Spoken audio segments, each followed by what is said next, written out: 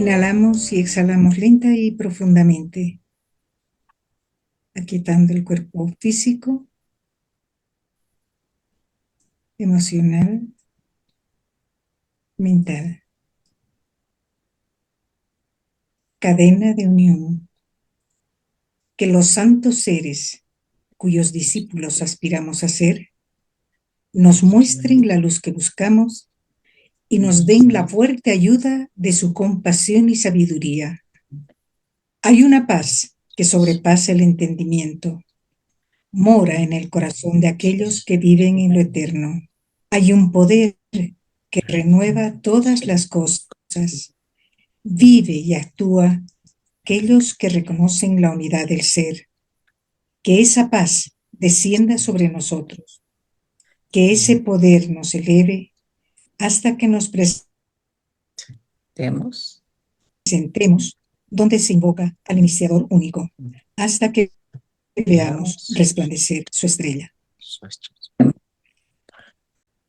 Sí, sí, concluyó Mary. Sí. Me gustaría leerles el fragmento que compartió Isaac sobre la voz del silencio. Antes que el alma pueda oír, es menester que la imagen, el hombre, se vuelva tan sorda a los rugidos como a los susurros, a los bramidos de los elefantes furiosos, como al zumbido argentino de la dorada luciérnaga. Adelante, Isaac. Gracias. Pues, bienvenidos todos a nuestro estudio que tenemos los jueves sobre el segundo tomo de la doctrina secreta, el simbolismo arcaico. Y vamos a iniciar nuestro estudio este jueves 30, penúltimo día del mes de octubre. La siguiente fecha es el 6 y ya creo que tendremos sin problema la hora. Qué bueno que nomás cambiamos en España, porque así, aunque cambien después, pues cada país va a ver la manera de que nos ajustemos más o menos. Bueno, vamos a nuestro estudio de hoy. Nos habíamos quedado la semana pasada en el tema, seguimos con el tema de la luna y la simbología y la relación de la luna. Aquí en este párrafo podemos leer lo siguiente: la representación de los emblemas fálicos por sí sola únicamente indicaría los miembros genitales del cuerpo humano, mientras que si se tienen en cuenta sus funciones y el desarrollo de las semillas que aquellos producen, sea el esperma y el óvulo, se llegaría a la determinación de un método de medidas de tiempo, el tiempo lunar, y por medio de estas se tendría las del tiempo solar. Es interesante que cómo en el pasado se llegó a la relación de la parte, vamos a decir, de la parte genética, la reproducción el simbolismo de los miembros fálicos, o sea, de los emblemas fálicos, para determinar una relación de medida con el movimiento de la luna y su efecto sobre la Tierra. Esto es como dicen algunos autores, y la señora Blavatsky se hace eco, esta es la clave fisiológica o antropológica del símbolo lunar.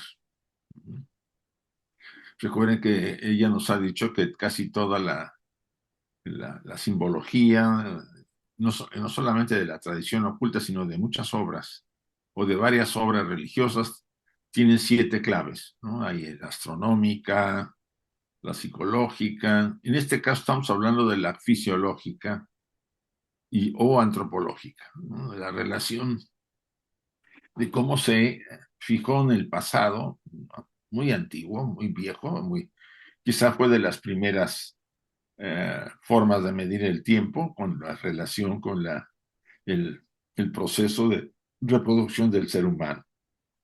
La clave que descubre el misterio de la teogonía, aquí hace una comparación con la clave de la teogonía, o evolución de los dioses manvantáricos es más complicada y no tiene nada de fálico. En ella todo es místico y divino.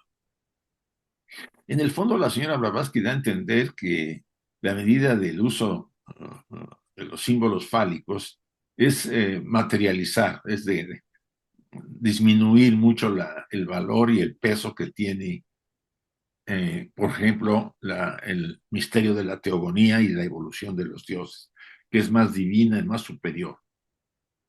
Esa mención lo insiste la señora Blavatsky en varios párrafos, sobre todo por el manejo que hicieron los hebreos, los judíos, en el uso del material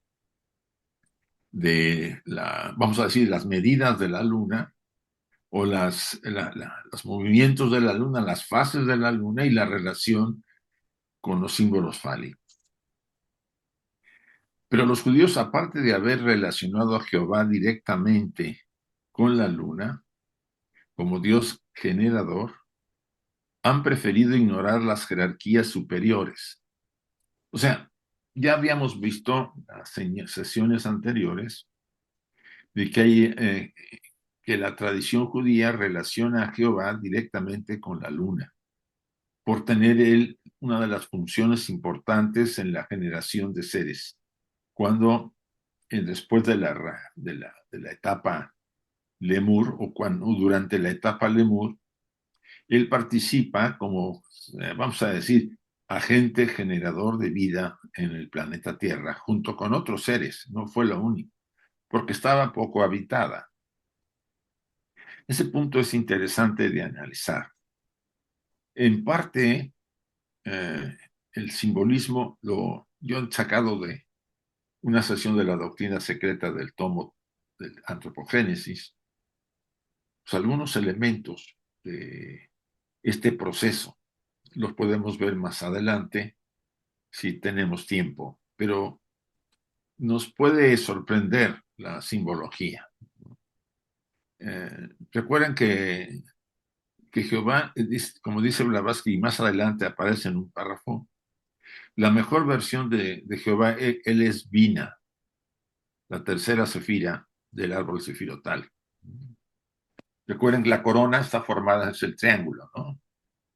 La parte de arriba es Keter, la segunda sefira es Hoshma y la tercera es Vina.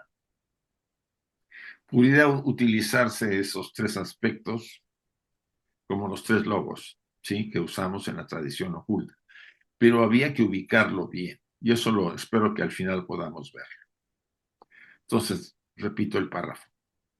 Pero los judíos, aparte de haber relacionado a Jehová directamente con la luna, como Dios generador, han preferido ignorar a las jerarquías superiores y han convertido en sus patriarcas algunas constelaciones zodiacales y a dioses planetarios, eumerizando. Esta palabra famosa significa abajo, si ustedes lo pueden ver, Sí, significa significa que está, interpretar. perdón, Isaac, Sí. Ebémero, No, abajo está. un Ajá. griego, sí, que Interpretación. él da, sí, da una interpretación ya no tan mitológica, sino que eran reyes antiguos, eran héroes y que gracias a sus hazañas se los eleva a esa categoría. Sí, Entonces él... la Ujú, definición es que eran relatos mitológicos como eventos históricos, los usaba ujú.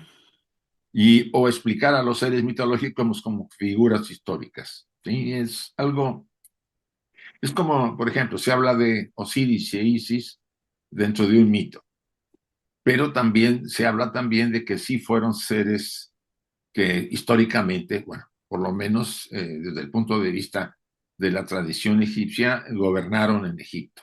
Entonces, eso es la famosa palabra eumerizar. Pero déjenme acabar el párrafo. Eh, pero los judíos, aparte de haber relacionado a Jehová directamente con la luna, como Dios generador, han preferido ignorar las jerarquías superiores y han convertido en sus patriarcas algunas de las constelaciones zodiacales.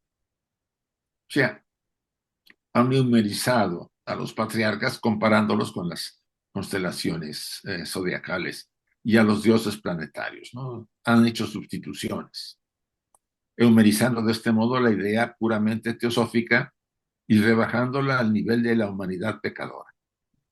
Es como si lo divino lo sustituyera por seres humanos que representaran eso divino, cuando todos estos seres son seres que están luchando por transformarse y ser mejores. O sea, eh, reduzco la calidad divina de la enseñanza al hacer esta numerización de los, vamos a decir, de las constelaciones zodiacales y de los planetas, digo, y de los dioses, a sustituirlo por los patriarcas judíos. Esto es una de las críticas que hace la señora Blavatsky en este caso, ¿no? Y viene más o menos explicado de esta forma. El manuscrito que se ha extractado lo anterior explica de un modo muy evidente a qué jerarquía de dioses pertenecía Jehová y quién era ese Dios judío, pues demuestra en claro lenguaje lo que la Escritura ha sostenido siempre, a saber, que el Dios con que los cristianos han cargado no era más que el símbolo lunar de la facultad reproductiva o generadora de la naturaleza. O sea, al haber adoptado el cristianismo a la divinidad, a Jehová como divinidad, sobre todo en una de sus formas más materializadas, porque hay una forma más elevada, el concepto de vina es más elevado, pero la forma que se ha utilizado como símbolo lunar representa una manifestación de Jehová en el cuarto nivel o cuarto plano de manifestación. Recuerden que están en el primer nivel los primordiales, los 7 primordiales. Después siguen los Lipika, después los Manasaputra, los Anishvata, los Kumaras. Y en el cuarto viene la manifestación de esa forma. Es una forma, vamos a decir, transformada de Jehová a niveles muy materiales. Por eso él podía mezclarse con los seres humanos, por eso podía generar la relación de reproducirse con la humanidad. Han ignorado siempre hasta, y aquí lo dice claramente, ¿no? El pasaje, la señora Blavatsky dice, han ignorado siempre hasta el Dios secreto hebreo de los cabalistas, Ein Sof, un concepto tan elevado como el Parabrahman de las ideas primitivas místicas de los cabalistas. Vean, aquí está el árbol sefirotal. Esta es la corona. Keter, Hoshma y Mina, ¿sí? Que vendría a tener una relativa relación con los tres logos que se habla en la tradición oculta. Después vienen las siete sefirot, o los 7 creadores, ¿no? Vamos a decir, los constructores, están que están bajo la corona. Ahora, antes de la corona, ustedes van a ver aquí un rayo, como en la misma manera que se manifiesta o se maneja en la tradición oculta. Dice, el absoluto emana un rayo sobre sí mismo para crear ese plano de manifestación donde va a surgir el universo. Ellos le llaman Ein, tienen 3 niveles en este caso. Ein, lo más profundo. Ein Sof, el segundo nivel, y Ein Sof Aur. Entrar a esta parte es algo muy particular y muy sagrado, no solamente en la tradición oculta, sino también en la tradición cabalística. Como dice aquí, han ignorado siempre hasta el Dios secreto, o sea, el verdadero Dios secreto sería el aspecto de Ein Sof, el verdadero, no Jehová. Jehová está por aquí en el mejor de las versiones, ¿sí? Vina. Pero esta es la parte más importante, la parte de donde emana el árbol, donde emana nuestro universo, donde emana todos los seres, todas las jerarquías. Dice, pero no es la cábala de Rosenkranz, ahí está un tema. Tenemos, vamos a decir, una una obra que se llama el Zohar, que es una de las obras místicas más interesantes que se tienen, ¿no? Junto con el Sefer Yetzirah y el Sefer de Nouda. Hubo una versión que se le atribuía a Rosenkranz, ¿no? El de que tiene que ver algo con los Rosacruces. La que puede dar nunca la enseñanza original es verdadera, ¿no? O sea, ahí hay una distorsión la verdad es que habla de una distorsión en la versión que da Rosenkranz, ¿no? La mejor versión, según ella, y la verdadera es la que da Simeón ben Yochai o Yochai, que eran tan metafísicas y filosóficas como cualquiera. ¿Por qué habrán sustituido los judíos esto que es sumamente sagrado por la tercera sefira? Y no ni siquiera en este nivel, sino en un nivel más inferior. Es una de las preguntas que hace la señora Blavatsky. Porque si alguna parte, si seguimos usando el término Dios, que tiene que tener con la forma antropoformizada, pero vamos a llamar Dios aquello para mí lo más elevado, lo más sublime, pues tendríamos que hablar de esta parte, de Ein Sof, lo más elevado que hay, que es paralelo a la esencia, el absoluto, la seidad, para Brahman de la tradición oculta. Solamente para que ustedes se den cuenta cómo se hizo una rebaja, una sustitución. Esta sustitución tiene su relación probablemente con ocultar lo más sagrado y mostrar a una divinidad con otro. Vamos a decir que sustituía más inferior, que sustituía lo más sagrado en la tradición judía.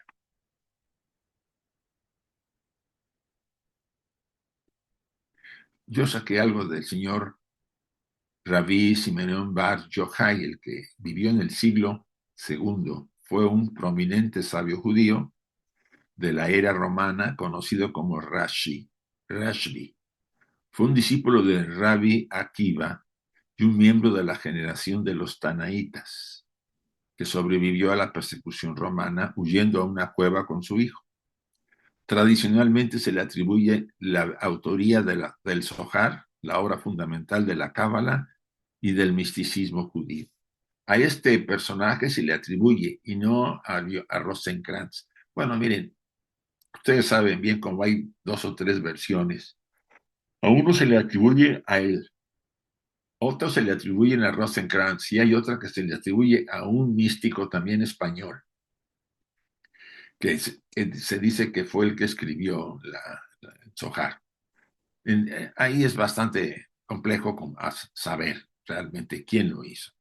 Lo que sí podemos decir es que el Zohar tiene una riqueza interpretativa de la simbología de la Cábala. ¿Y cuántos son los estudiantes de la Cábala? Y aquí hace una pregunta a la señora Blavatsky, que sepan algo de aquellas, excepto por medio de sus desnaturalizadas traducciones latinas. Nuevamente hace una crítica, se puede decir, a las versiones traducidas, ¿no?, latinas, las que tenemos nosotros, se distorsiona. Recuerden que lo que dicen los italianos, traductores, traidores. Pues sí, no se puede evitar eso, ¿no? Hay una serie de conceptos que al ser traducidos no tienen interpretación en la lengua, por ejemplo, castellana. Entonces, ¿qué hacen? Pues ponen algo parecido y ahí ya el mensaje oculto, la enseñanza oculta se distorsiona. Entonces, repito la pregunta de la señora Blavatsky. ¿Y cuántos son los estudiantes de la Cábala que sepan algo de aquella, que sepan, excepto por medio de unas desnaturalizadas traducciones latinas? Casi todos usamos versiones pues, no muy serias. Cuando encontramos una muy buena, pues es mucho más cara y más difícil de detectar. La mayoría son pues copias de algunas editoriales para tratar de difundir, porque es una obra que se demanda, o se demandaba mucho, o el estudiante de Cábala lo necesita para su consulta. echemos una mirada a la idea de que indujo a los judíos a adoptar un sustituto, como acabo de decir, del siempre incognoscible, y esta es ¿se acuerdan que el siempre incognoscible es un plano de manifestación? ¿Sí? Donde se encuentra originalmente en la primera creación para Brahman y Mula Prakriti. ¿Sí? Ambos son lo mismo. Más bien, Mula Prakriti es una forma, un velo de para Brahman. En este plano se originó el universo. Y por supuesto, este plano que ven ustedes y que yo marco con la flecha, emana de esta fuente oscura que ven ustedes alrededor, que sería la seidad, el absoluto. O sea, esto surgió del absoluto. Y yo, como los he insistido mucho, si estamos dentro del absoluto, quiere decir que nuestro universo es sagrado. Y si es así, nosotros y nuestras vidas y nuestra forma de actuar es sagrada. Ese elemento es importante y que todos son importantes porque todos están en la fuente, pertenecen a esa fuente. Si a estos órganos, falo y yoni, considerados como símbolos de agencias creadoras cósmicas, se les puede atribuir la idea del periodo de tiempo, que así fue, entonces verdaderamente en la construcción de los templos como la morada de la deidad o de Jehová, aquella parte designada como Santo Santorum o lugar santo, eso lo tienen casi todos, incluso los templos cristianos lo tienen. Es una parte donde se encontraba lo más sagrado y que solamente una vez al año, un día al año, el sumo sacerdote entraba. Ahí se asumía que estaba la, la, esta, ¿cómo le llamamos? La urna que contenía las tablas de la ley, donde se quedaron guardadas y que tenía una fuerza muy especial, de acuerdo a la tradición judía. ¿Sí? Vuelvo a releerlo. O lugar más santo, debería tomar su título de la reconocida santidad de los órganos generadores, considerados como símbolos de medidas, lo mismo que de la causa creadora.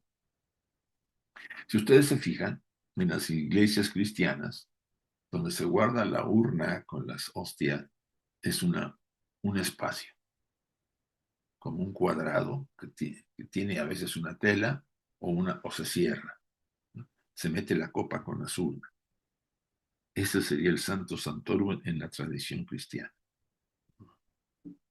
Y cuando el sacerdote mete la mano y saca las urnas, está llevando a cabo la simbología de fecundar, ¿no? De generar. Ese punto es interesante que lo analicemos. Pero vean cómo dice el pasaje.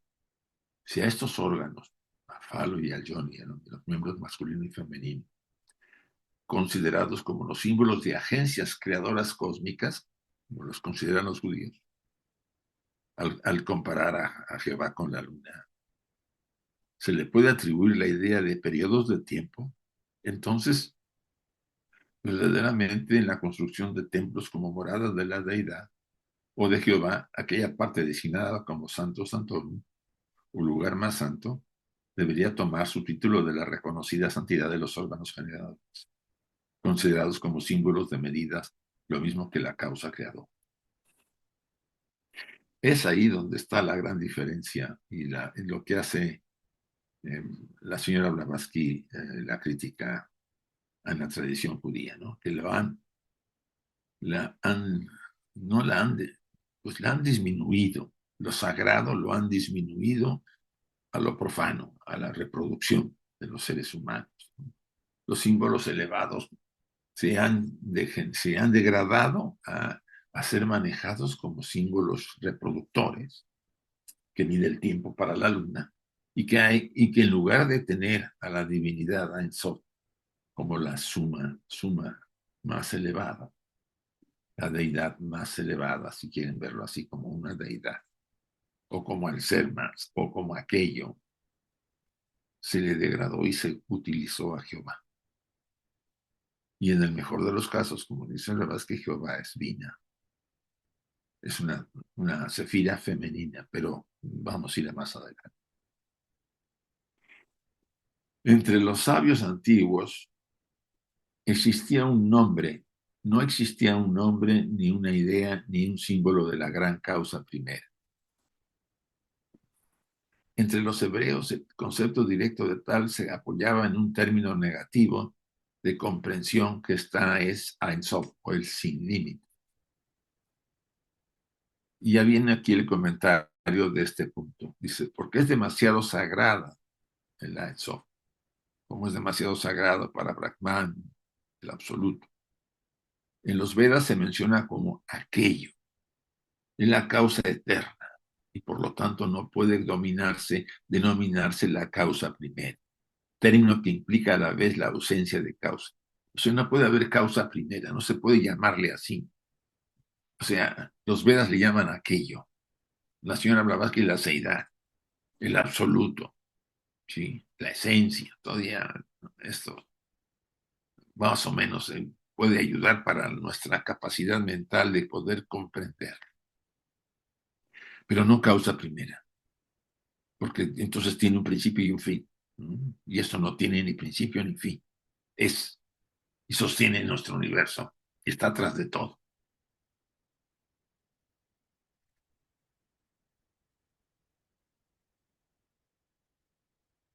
Pero el símbolo, aquí viene un punto interesante, pero el símbolo de su primera manifestación comprensible era el concepto de un círculo, como ven ustedes acá, es el círculo que yo te he puesto, ¿sí? Este es el símbolo de su primera manifestación, con su línea diametral. Miren, esta línea que ven aquí, que baja. Y aquí están los sefirots. ¿Sí? Estas son las manifestaciones de los sefirots. Aquí están en hebreo los nombres de todos los sefirot, de los 10 sefirots, para representar a la vez una idea geométrica, fálica y astronómica. Pues el uno nace del cero, o círculo, sin el cual no puede existir, y del uno, o unidad primordial, surgen los 9 dígitos y geométricamente todas las formas planas. Lo mismo que el anterior, si ustedes se fijan en el anterior diagrama, este es el círculo donde se pone, empieza con el plano, se manifiesta el plano de donde va a surgir el universo. Después viene ahí un punto de diferenciación en el centro, que es el logos, el hijo, y después se convierte en el hijo de su madre, o el marido de su madre, porque el hijo en relación a Mula Prakriti se genera los siguientes logos, los 3 logos, ¿no? Y ya estoy hablando aquí de la tradición oculta. Entonces, este es el símbolo cabalístico. Y aquí dice abajo, Ein Sof y las Sefirot según Moisés Cordovero, por Rimón de 1548. O sea, aquí están los 10. Y podemos decir que en la parte de Ein Sof estaría en el centro, donde estaría el logos sin manifestar, o el logos. Así, en la Cábala, este círculo que vimos, con su línea diametral, es la figura del 10, de los 10 sefirots, como acabo de repetir, o emanaciones que componen el Adán Kadmón, u hombre arquetípico, el origen creador de todas las cosas. En la tradición judía, este es el Adán Kadmón. Estos son los 10 sefirots, ¿no? La corona está aquí arriba y los 7 sefirots acomodados en todo el Adán Kadmon. Y estos son los mundos, son los 3 mundos que están divididos por estos discos, ¿sí? Esta idea de relacionar la figura del círculo y su línea diametral, esto es el número uno con la significación de los órganos reproductivos y con el lugar más sagrado, fue llevada a cabo como construcción de la Cámara del Rey o Santo Santorum de la Gran Pirámide, en el Tabernáculo de Moisés y en el Santo Santorum del Templo de Salomón. Si ustedes van a Karnak, en Karnak, los que han ido a Egipto, van a ver que en el fondo hay una sala que está cubierta, lo que queda, ya hay una naos, una nave, donde se supone que estaba ahí el Amon-Ra. Ese era el Santo Santorum sagradísimo, que ahora llega cualquier turista y se sienta por ahí y no tiene ni idea de lo que en dónde está. Ahí no entraba nadie salvo el sumo sacerdote y el faraón una vez al año, para una especial celebración. Entonces, ese es el hombre primordial, de donde simbólicamente todo ha sido generado, pues, el creador de todas las cosas. En realidad es el emanador, que todo emana. ¿Por qué se hizo una figura? En realidad, eh, darle una figura a Adán Kadmon, porque realmente Adán Kadmon está, lo que es el conjunto de Adán Kadmon es el árbol sefirotal. O sea, vamos a regresar. Adán Kadmon es esto, todo esto, lo que ven acá. Este es el árbol sefirotal, incluyendo a Ein Sof, que está atrás, Adán Kadmon, que es de donde emana Adán. Por eso ustedes ven un rayo. Irradia. Ein Sof o el Parabrahman irradia sobre Mula Prakriti, sobre sí mismo, y se genera Mula Prakriti, y después los tres logos, y después viene toda la emanación de las jerarquías que van descendiendo lentamente. Entonces, a esto le han llamado Adán Kadmon y le dan una forma humana, como la que vimos en el diagrama que ustedes ven aquí, adelante. ¿Sí? Ese es Adán Kadmon. Cada plano pues es un mundo, una dimensión superior espiritual, menos espiritual y más material, por eso está relacionado poniendo los pies en la tierra. Estamos hablando de Cábala. La figura de una matriz, y esto es muy interesante, doble. Pues en hebreo la letra, perdone, en hebreo la letra G, Y o H es al mismo tiempo el número 5 y el símbolo de la matriz. Y 2 veces 5 son 10, el número fálico. Si ustedes analizan este símbolo, si ustedes se fijan, tiene una línea que divide, ¿no?, la matriz 5 y símbolo 5. 5 y 5 son 10, por eso son 10 sefirot. Imagínense un círculo dividido a la mitad. Es una matriz doble, dos aspectos divididos por una línea, los sefirot. Insiste, la base que dice esto es fálico, el símbolo de la reproducción, de la generación material.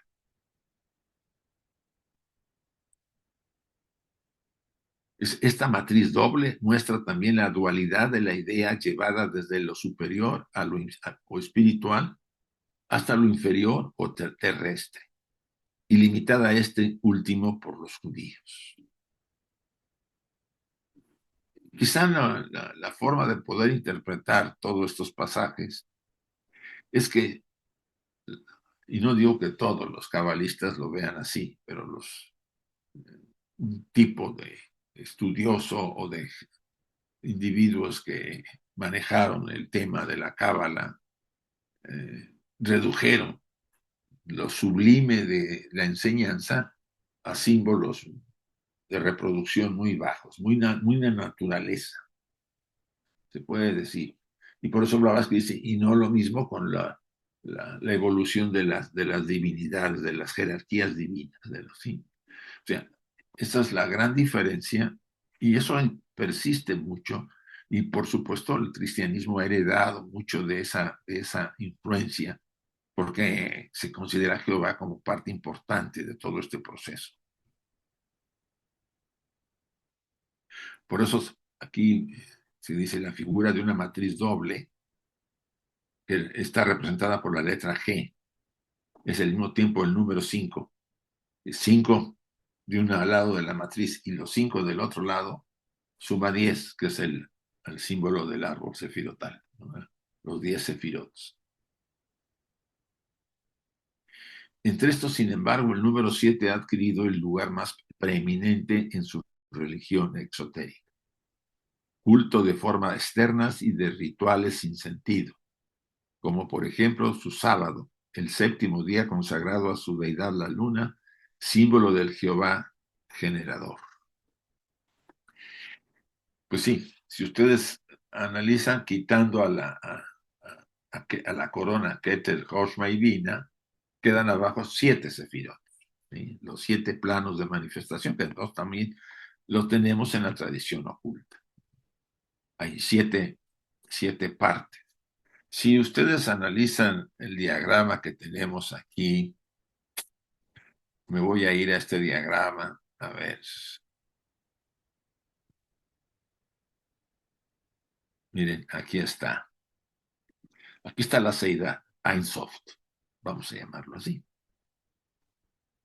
Irradia sobre sí misma en esta oscuridad y se genera el plano de manifestación. ¿Sí? Aquí está para Brahman y Mula Prakriti, por decirlo de una manera. Después emerge del centro una diferenciación, que es el logos inmanifestado. Mula Prakriti, que no puede ver a para Brahman, no puede verlo. Él nomás ve el velo de Prakriti, de Mula Prakriti, la forma de material, impidiéndole ver vamos a decir, la esencia de lo que está atrás de ese velo, que es lo eterno, lo inconmensurable. Ese logos es el hijo o el esposo de su madre, porque esta relación de logos con Mula Prakriti genera los 3 logos que conocemos, ¿no? El segundo logos, espíritu materia, el tercer logos, Mahat, la mente, y de Mahat, la mente, surgen los 7 planos, como lo vimos, los 7 sefirots. Aquí están los primordiales en el primer plano, los Lipika en el segundo, los Manasaputra, Anishvata y Kumaras en el tercero, y después todas las demás jerarquías.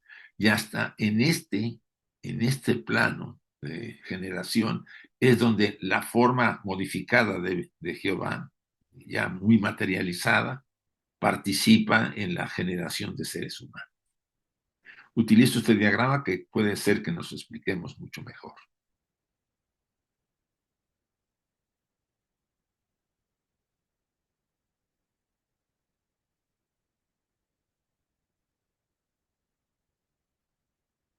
Pues para otras naciones, el número 7 era símbolo de la evolución teogónica, de los cielos, de los planos cósmicos, como acabo de mencionar, y de los 7 fuerzas y poderes ocultos del cosmos. Como un todo ilimitado, cuyo triángulo superior era inalcanzable, hablando de los 3 logos, para el entendimiento finito del hombre.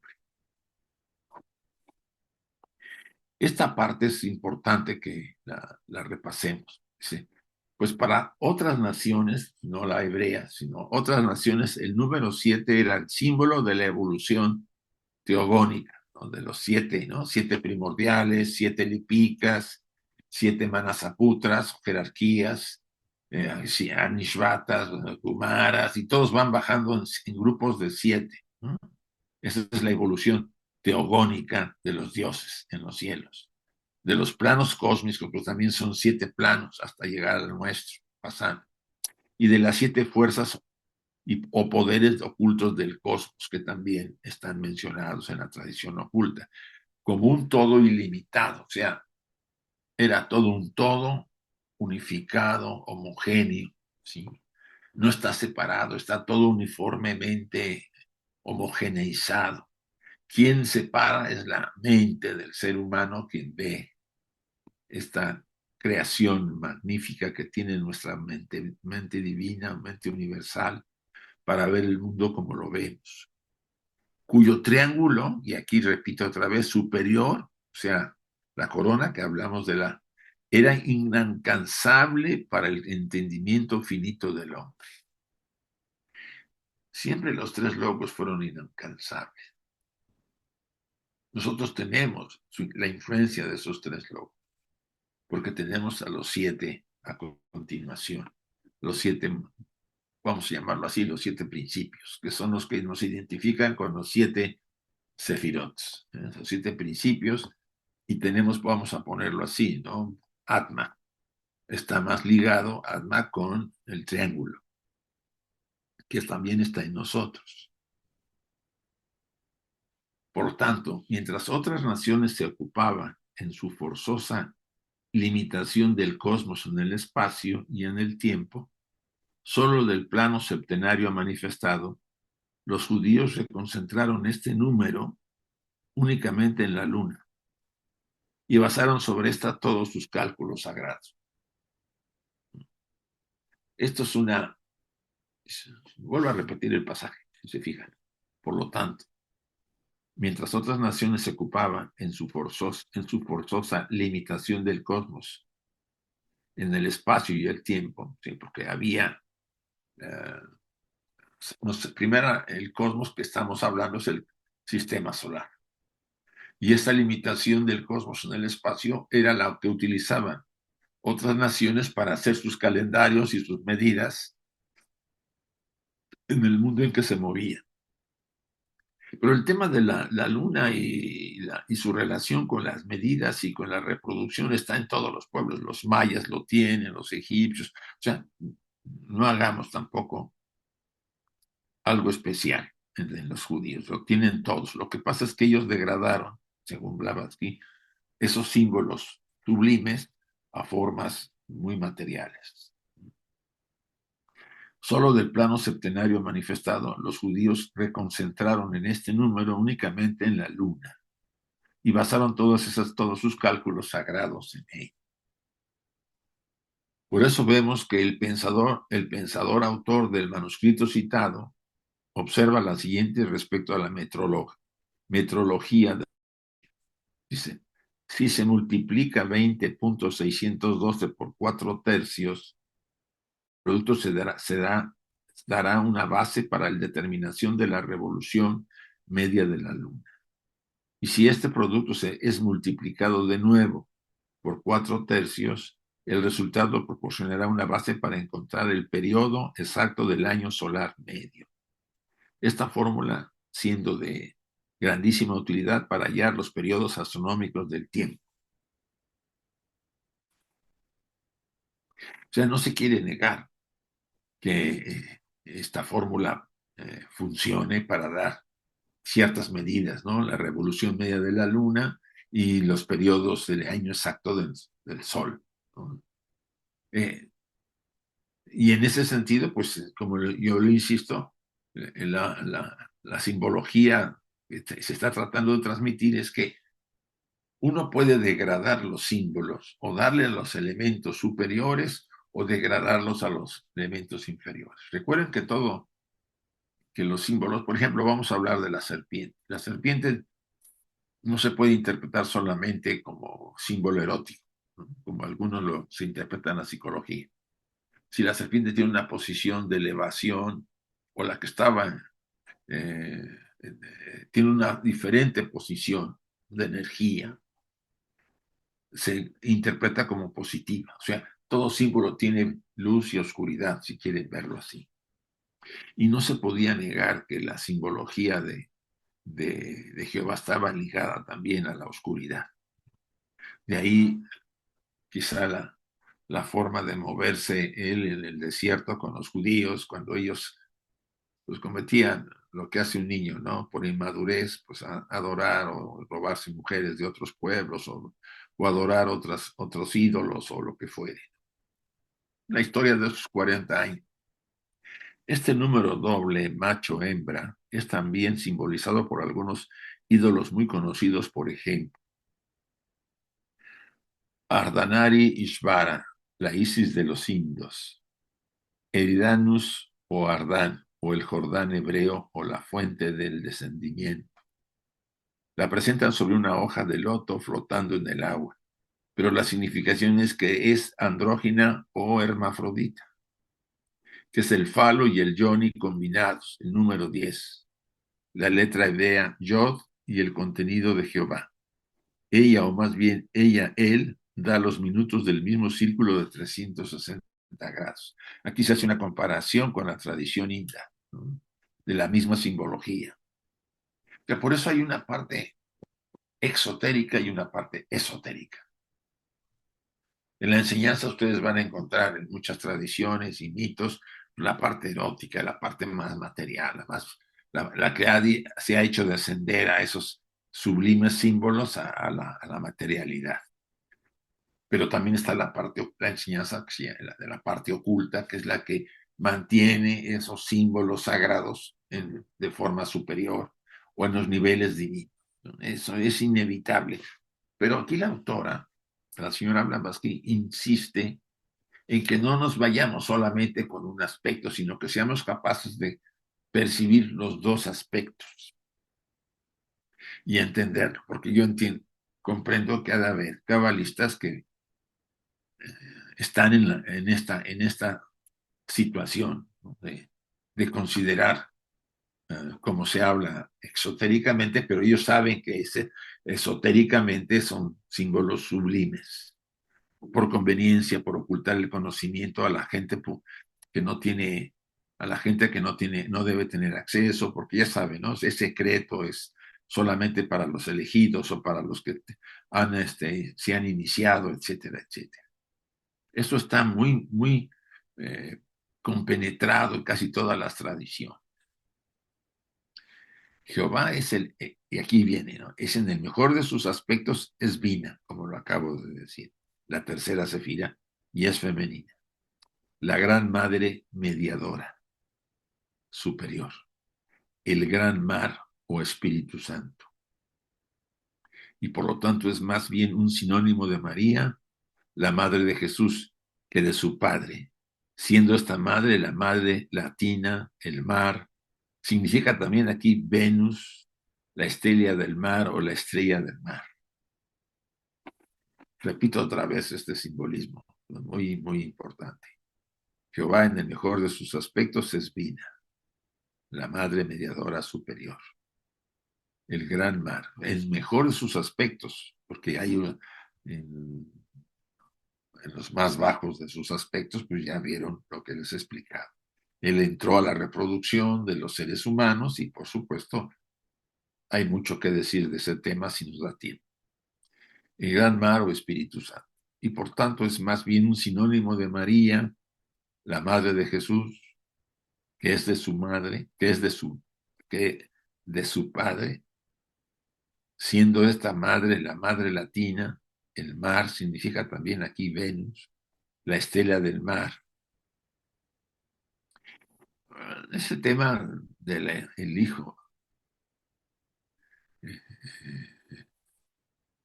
el esposo de su madre, es un término muy usado desde el principio cuando se habla de probablemente es un término usado en la tradición oculta y se ha derivado a otras tradiciones. Los antecesores de los misteriosos acadianos, aquí sacan el tema de los acadianos y los Chandravanshas o Indovanshas. Los Chandravanshas eran los que estaban relacionados con los reyes solares y los Indrovanshas son los reyes lunares, ¿sí?, que la tradición muestra reinando en Prayaga, Allahabad, cerca de la zona de la India.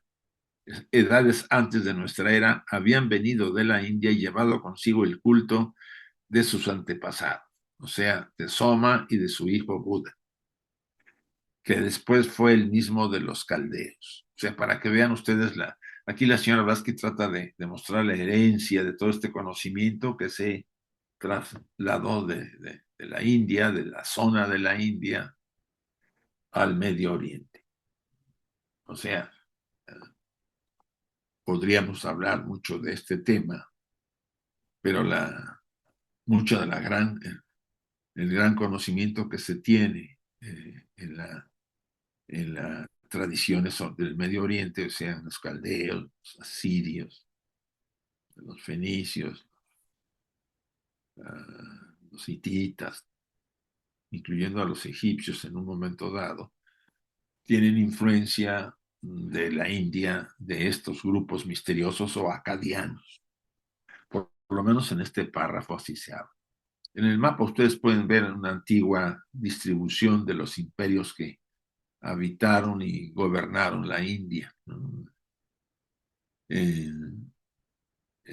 Exitian Kingdom, Mathura, etcétera, lo que antes era la India, y probablemente mucho, mucho después de que se separara de Lemur, el continente Lemur, porque recuerden que Ceilán estaba unido a ese continente.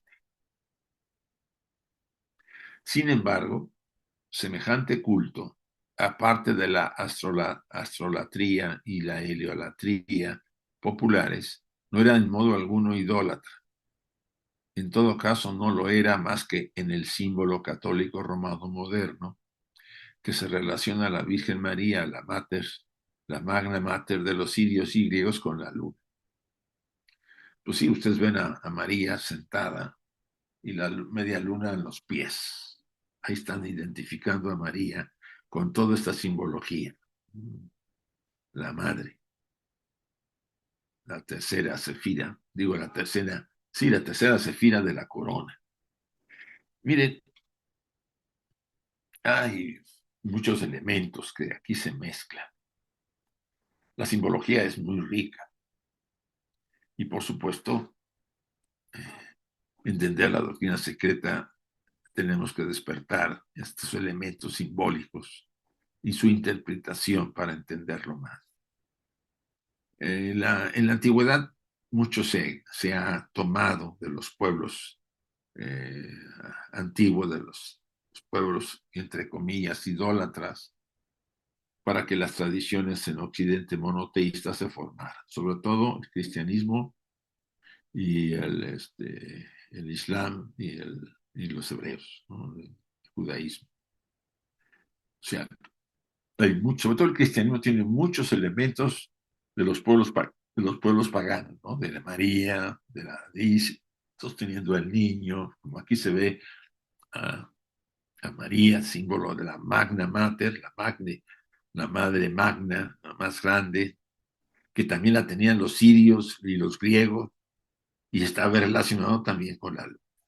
Entonces, para que vean que todo este idioma de simbología que tenemos en las tradiciones se emparentan, porque se toman desde el punto de vista de diferentes influencias que ha habido. Bueno, vamos a ver, son 9:15. Tenemos una hora de sesión. Me gustaría, sin meterme todavía, vamos a ver si hay preguntas sobre lo que hemos visto. Por favor, Chuy, si podemos abrir.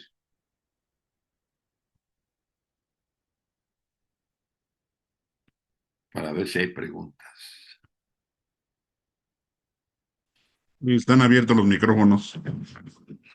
Bueno, miren, no ha sido fácil este tema porque la señora Blavatsky ha tratado de hacer ver primero la relación de la luna en la medida de los periodos de la luna y su simbología en relación a la forma de medir, ¿no? Las semanas, los meses, o sea, el periodo lunar de 28 días. Entonces, ella señala que en el campo de los hebreos, la deidad más elevada, que para nosotros sería para Brahman, sí, es que es una deidad, es el absoluto, no podemos llamarlo ni siquiera deidad, es la seidad. y que ellos le llaman Ein Sof, la cábala, en lugar de tocarla como la parte más sublime y elevada, como que la ocultaron y pusieron a Jehová. Esto lo podemos entender. El gran tema es que Jehová tiene permutaciones. Como dice el pasaje, la mejor versión de Jehová es Bina, la gran madre. Pero este Jehová, cuando se manifiesta en los planos inferiores para la reproducción de la humanidad, actúa como hermafrodita, o sea, hombre y mujer. Y en ese caso, la simbología pues puede generar a las personas pues incomodidades, ¿no? Entonces, el estudio de la doctrina secreta nos revela muchos símbolos y muchas de las razones por qué la señora Blavatsky identifica a Jehová con la luna, con una deidad lunar y muy relacionada con el aspecto femenino. Es un andrógino, en realidad. Pero también es un generador de seres cuando él se traslada al plano, al cuarto plano de manifestación, abajo de los Manasaputras, cuando se empezó a generar la vida en la época Lemur, y él actúa porque Adán Eva es él, de acuerdo a la Cábala y el Zohar. Adán es la parte masculina de Jehová y Eva es la parte femenina. Ya empezamos ahí a decir, pues sí, eso si hemos estudiado antropogénesis, ahí lo viene a decir muy claro. ¿Qué pasa después? Que Caín y Abel son permutaciones de él. Caín es la parte masculina y Abel no es que lo mate, esta es la primera generación de sangre en la unión de los seres, o sea, en la reproducción. O sea, todos esos pasajes son símbolos, están ocultos. Y la señora Blavatsky ha decodificado, realizan con otros cabalistas la importancia que tiene.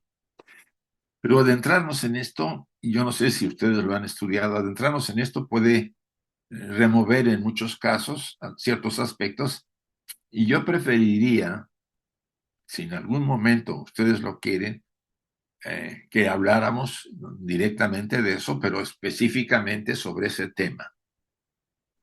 Y ahorita los he traído, incluso tengo material traído de una presentación que hice en Antropogénesis hace un año, los diagramas, etcétera, etcétera, de la función de Jehová en los planos inferiores cuando él era un agente reproductor, un agente que se mezcló con los seres humanos para reproducirlos porque había pocos seres. Y era hermafrodita, cosa que, por eso dice que Adán y Eva, el primero, o sea, él, el primer ser, el primer hijo que tienen, y eso lo dice el Génesis, cosa que descontrola, ¿no? Dice, ¿cómo que tiene? No es Caín y Abel, ¿no? Es Enoch.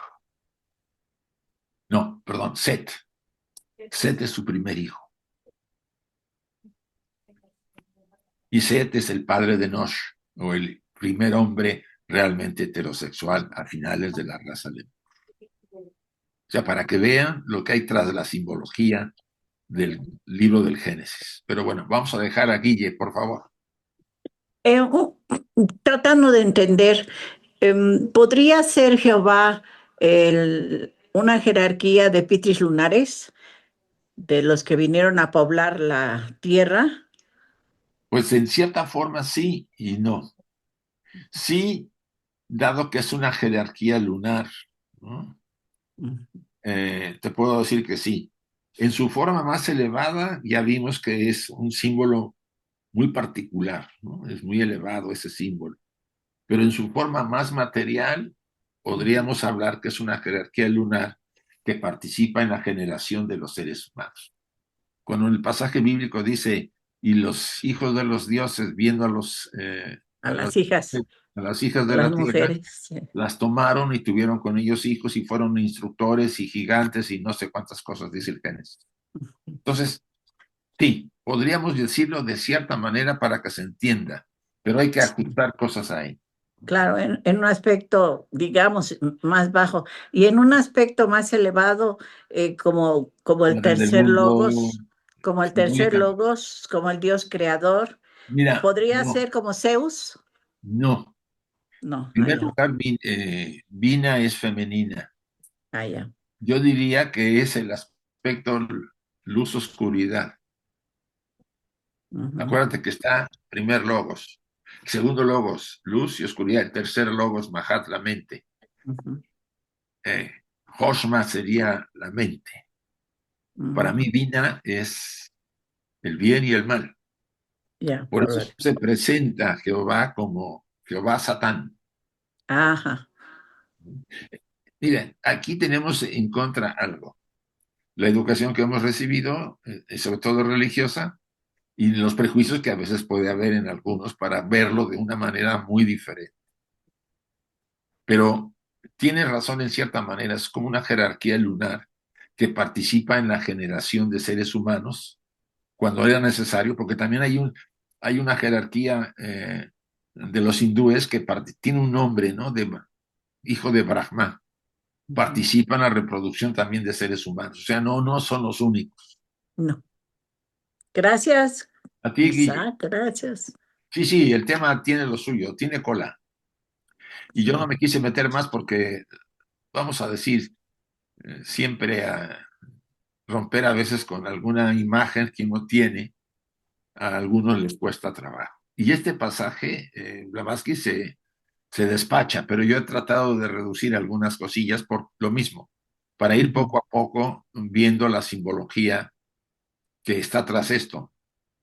Incluso este diagrama que les dije se lo voy a mandar a Chuy para que se lo haga llegar a los de los que tengo yo el WhatsApp, se los hago llegar para que lo vean. Es un diagrama donde Gracias. viene la simbología de Jehová en el plano inferior, cuando él era parte de la reproducción de los seres humanos en el mundo material, ¿sí?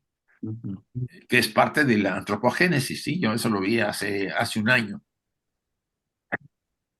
¿Más preguntas? Gracias. Ay, no hay preguntas, qué bueno. No, déjenme, permítanme ver, a ver, les voy a enseñar el diagramita famoso, tiene lo suyo. Ay, miren, déjenme pasar. Qué bello. Aquí está el diagramita famoso. Vean, el Señor es Adán Kadmón, padre de Yo, Jeva, Yo Adán, qué mal Eva, que. o Jehová. ¿Sí? Adán, Eva, es Jehová. Ajá. Jehová andrógino. Primera raza humana en su sentido cosmosideral. Jehová o Jehová es vida masculina y vida femenina, es el primer andrógino. Ahora, en una permutación, Jehová, Caín, Abel, es divino hermafrodita, padre de Set. Y aquí ya está como hermafrodita, aquí está como andrógino. Set no es un hombre, sino una raza y representa la última parte de la tercera raza. De la tercera. Y Enoch es el hijo de Set, primera raza nacida de forma usual, heterosexual. Caín es el hijo del Señor, es andrógino y no de Adán, Jehová. Caín y Abel son las permutaciones alegóricas de Jehová, hermafrodita. Adán, nombre colectivo de hombre-mujer. Jehová es un grupo o jerarquía de ángeles planetarios creadores, es uno de los Elohim planetarios del grupo regente de Saturno. De la progenie de Caín y Abel, Eva es hermafrodita y primera forma de la humanidad, que duró cientos de miles de años los hermafroditas. Este diagrama se los voy a enviar, si ustedes quieren tener. Gracias. para aclarar más, ¿sí? Gracias. Al contrario, lo que pasa es que es eso, ¿no? Que nos va a generar, como les digo, más preguntas y yo estoy con gusto. Miren el árbol sefirotal, el lado de la luz y el lado de la oscuridad, ¿se ve? Todos los sefirot tienen su parte opuesta, ¿sí? Cada sefirot tiene su contraparte oscura. O sea, no, ni porque sean muy elevados, ni siquiera la corona deja de tener oscuridad. Este es un punto que no deberíamos dejar de considerar, ¿no? Pero bien, bueno, vamos a seguir si hay alguna pregunta, lo vemos. Aclaró un poco lo que les dije, lo de la tabla, ¿verdad? Sí. Eh, Insisto, a mí me llevó un buen rato aterrizarlo, cuando fue hace años que empezamos a estudiar la doctrina, porque no lo entendí. ¿Cómo es posible que esta parte se convierta en esto, ¿no? A ver, María Amparo, por favor. Sí, yo estoy infiltrada en el grupo, No, pero no es igual. bueno, una forma cariñosa de hablar, porque no pertenezco al grupo de Bolivia, Pero estoy en estamos de Santo todo, hay de Domingo. todo, aquí hay de todo ahorita, ¿eh? Ya, pero ustedes hablan de ciertos diagramas, material, que cuando uno repasa con el libro sería maravilloso tenerlo. ¿Cómo podría yo acceder si no pertenezco al chat de ustedes? Pues mira, si te comunicas con Chuy, Que tengo que te incorporar. puede dar Chuy no sé, Voy a poner mi correo electrónico en el chat. ¿Les ah, parece bien? Sí. sí. Y te Ok. mandamos el diagrama, sí, con gusto. Sí. Gracias, gracias. Y, Creo que también se refiere al chat de acá del sí, Sí, grupo de estudio, ¿no? A ese se está se- refiriendo, que sí, puedes sería muy encontrar bueno. aquí en este chat. sí, Muy- la idea es que les vaya yo mandando. También tengo la opinión de Joseph Campbell sobre este tema en uno de sus libros que está bastante bueno. Ya también Sí. se los voy a mandar para que ustedes Muchas gracias, sí.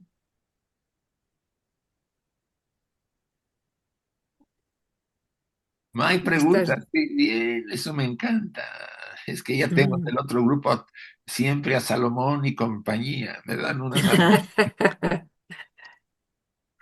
Bueno, vamos a ver si no hay más preguntas. Sánchez para Mariana. Así están. No, ya te pasaron la dirección, Chuy. Ujú. Pues despedirme. eh, aquí. Este cambio de horario está mejor, aquí son las 9:30, pero pues mucho mejor que acabar a las 10:30, 11 de la noche, ¿sí? Claro. Ujú. Y está bien que nadie mueva, nomás nosotros nos vamos a mover. Bien, pero no lo veo mal, ¿no? José Luis, no lo ves mal, ¿verdad? Perdón.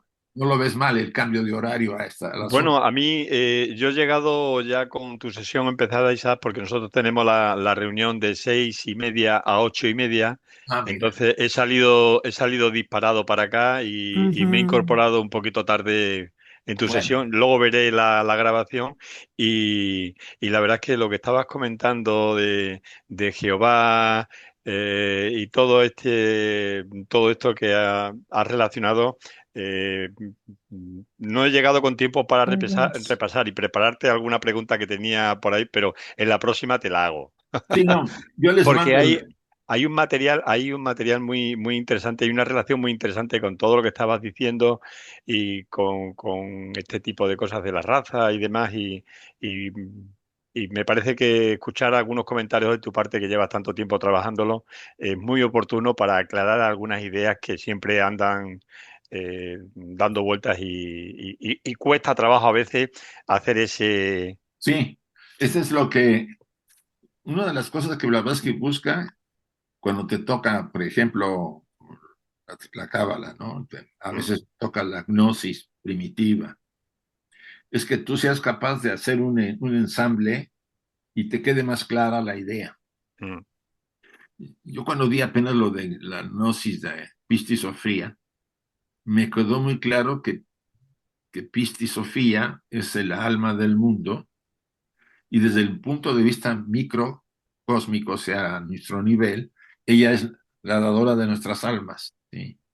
Eso no lo había yo, no me había sido tan claro hasta que la estudié la obra en la conferencia que hubo hace como una semana o dos.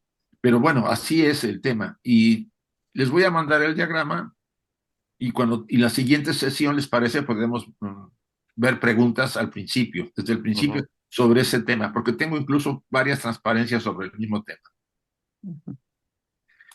¿Sí? Bueno, Gracias. Gracias, gracias a Lisa. ustedes. Nos despedimos.